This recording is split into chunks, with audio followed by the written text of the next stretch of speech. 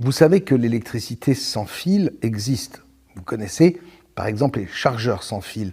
La transmission de l'électricité sans fil existe dans bien des domaines et cette technologie existe depuis la fin du 19e siècle.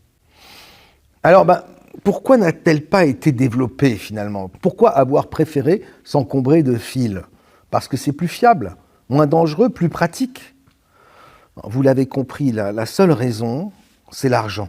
L'électricité est impalpable, elle circule partout autour de nous.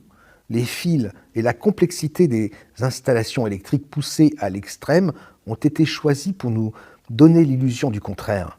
Cela leur permettait de nous vendre l'électricité comme s'il s'agissait d'un fluide circulant à travers des fils comme un liquide dans une canalisation. Croyez-moi, s'ils n'avaient pas trouvé le moyen d'ériger des fortunes sur notre dos avec l'électricité, nous en serions encore aujourd'hui à nous éclairer avec ces bonnes vieilles lampes à l'huile. Nos maîtres ne se sont jamais souciés de nous. Leur seule motivation, c'est de tirer le maximum de profit de notre triste et insignifiante existence à leurs yeux. Ils ne nous donneront jamais rien pour rien. Ne vous faites pas d'illusions, ils nous vendront même la corde pour nous pendre. Et tout est comme ça depuis que le monde est monde.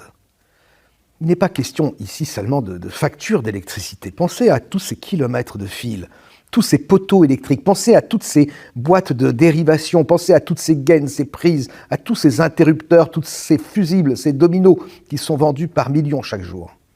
Un business monumental s'est monté autour d'une énergie qui est pourtant omniprésente dans la matrice, jusque dans nos cellules. Tout est électrique.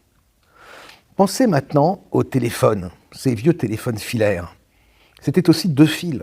C'était de l'électricité, ce n'était rien d'autre que de l'électricité avec un boîtier téléphonique à chaque extrémité de fil et des centres de redirection et de relais sur les lignes. Mais le téléphone consommait tellement peu d'électricité qu'ils ont préféré utiliser d'autres fils, plus petits, plutôt que de se servir des fils électriques déjà installés dans les maisons. Pourquoi ?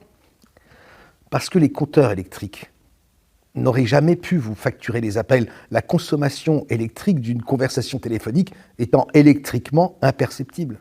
Il fallait donc que la facture de téléphone soit calculée au temps passé avec d'autres compteurs basés sur un minuteur.